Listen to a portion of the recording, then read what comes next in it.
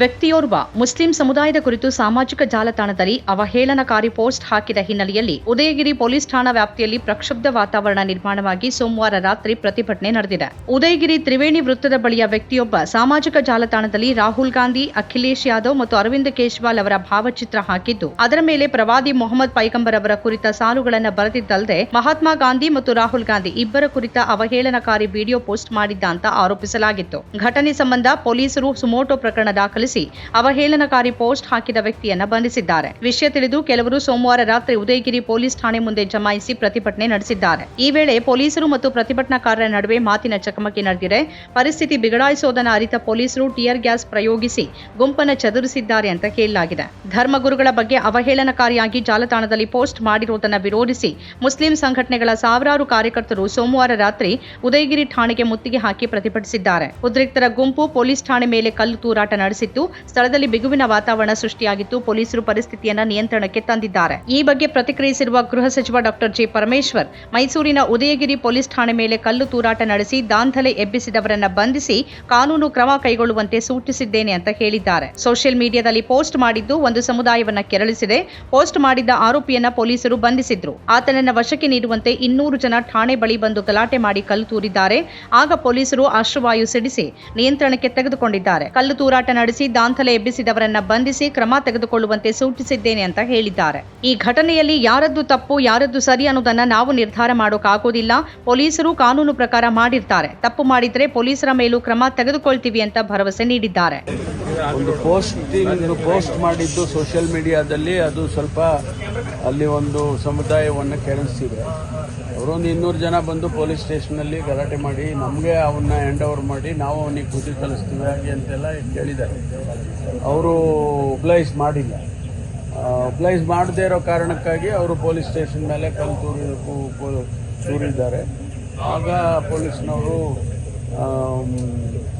Tear gas ಎಲ್ಲ ಮಾಡಿ ಕಂಟ್ರೋಲಿಗೆ ತೊಗೊಂಡಿದ್ದಾರೆ. Everything is under control.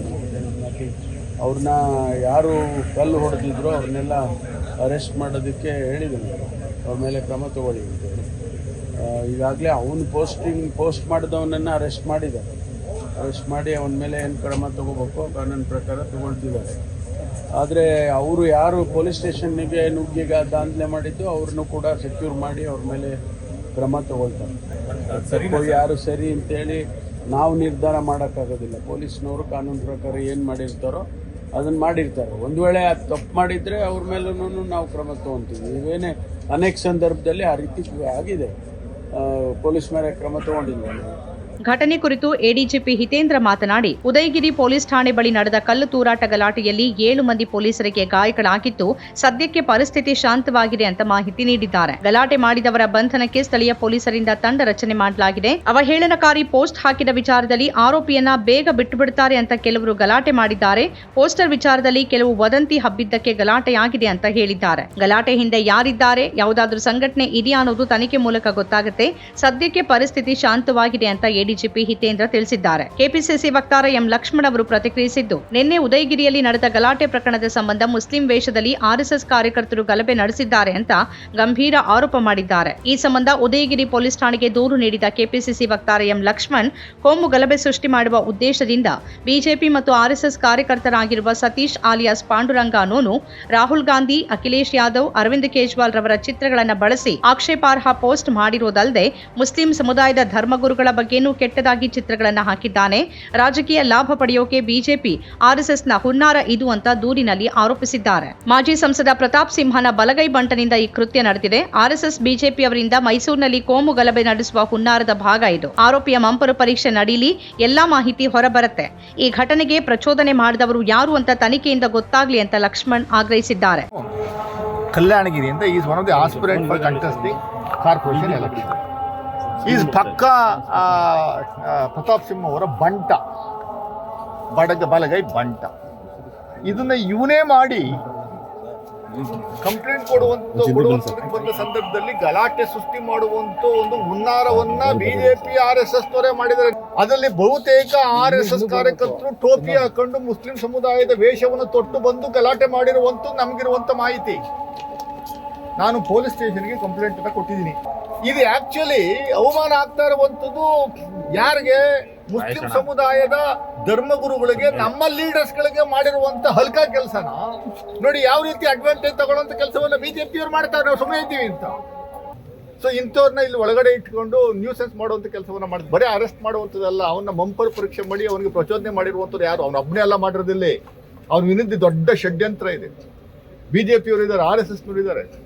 ಅವ್ರು ಹೇಳಿ ಮಾಡಿಸ್ತಾ ಇರುವಂಥದ್ದು ಬಹಳ ಸ್ಪಷ್ಟವಾಗಿ ಹಿಂದೂ ಮುಸ್ಲಿಂ ಗಲಾಟೆ ಸೃಷ್ಟಿ ಮಾಡಬೇಕು ಮೈಸೂರಲ್ಲಿ, ಇಲ್ಲಿಂದ ರಾಜ್ಯಕ್ಕೆ ಕಿಡಿ ಒತ್ತಿಸ್ಬೇಕು, ಇಡೀ ದೇಶಕ್ಕೆ ಇದನ್ನು ತೋರಿಸುವಂಥ ಕೆಲಸವನ್ನು ಮಾಡಬೇಕು. ಇದು ನಾನು ಭಾಳ ಸ್ಪಷ್ಟವಾಗಿ ನನ್ನ ಕಂಪ್ಲೇಂಟಲ್ಲಿ ಹಾಕಿದ್ದೀನಿ. FIR ಮಾಡಬೇಕು ಪ್ರತಾಪ್ ಸಿಂಹ ವಿರುದ್ಧ. ಇಮಿಡಿಯೇಟಾಗಿ ಪ್ರತಾಪ್ ಸಿಂಹ ಇವತ್ತು ಸಾಯಂಕಾಲದೊಳಗಡೆ ಈ ಊರಿಂದ ಎಸ್ಕೇಪ್ ಆಗೋದಕ್ಕಿಂತ ಮುಂಚೆ ಅವನ್ನ ದೇ ಶುಡ್ ಅರೆಸ್ಟ್. ಮೈಸೂರಿನ ಘಟನೆಯಲ್ಲಿ ಬಿಜೆಪಿ ಎಂದಿನಂತೆ ರಾಜಕೀಯ ಬೇಳೆ ಬೇಯಿಸೋಕೆ ಹೊರಟಿದೆ.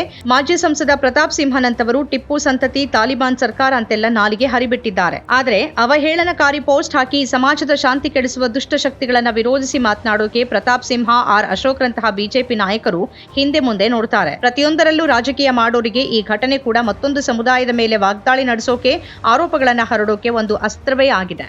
ಸ್ವತಂತ್ರ ಪತ್ರಿಕೋದ್ಯಮ ಇಂದಿನ ತುರ್ತು, ಅದನ್ನ ವಾರ್ತಾ ಭಾರತಿ ಮಾಡ್ತಾ ಇದೆ. ನಮ್ಮ ಚಾನೆಲ್ ಅನ್ನ ಸಬ್ಸ್ಕ್ರೈಬ್ ಮಾಡೋದ್ರ ಜೊತೆಗೆ ಬೆಲ್ ಐಕಾನ್ ಒತ್ತಿ ನಮ್ಮನ್ನ ಬೆಂಬಲಿಸಿ. ಹಾಗೆ ನಮ್ಮ ಕಾರ್ಯಕ್ರಮಗಳನ್ನ ಲೈಕ್ ಮಾಡಿ, ಕಮೆಂಟ್ ಮಾಡಿ, ಅದನ್ನ ಬೇರೆಯವರಿಗೂ ಕೂಡ ಶೇರ್ ಮಾಡಿ. ಹೀಗೆ ನೀವು ಮಾಡಿದಾಗ ನಮ್ಮ ಚಾನೆಲ್ ಮತ್ತಷ್ಟು ಜನರಿಗೆ ತಲುಪತ್ತೆ, ಆ ಮೂಲಕ ನಮಗೆ ಸಹಕಾರ ಆಗುತ್ತೆ. ಇದು ನೀವು ಯಾವುದೇ ಖರ್ಚಿಲ್ಲದೆ ಮಾಡಬಹುದಾದ ಸಹಕಾರ. ಧನ್ಯವಾದ.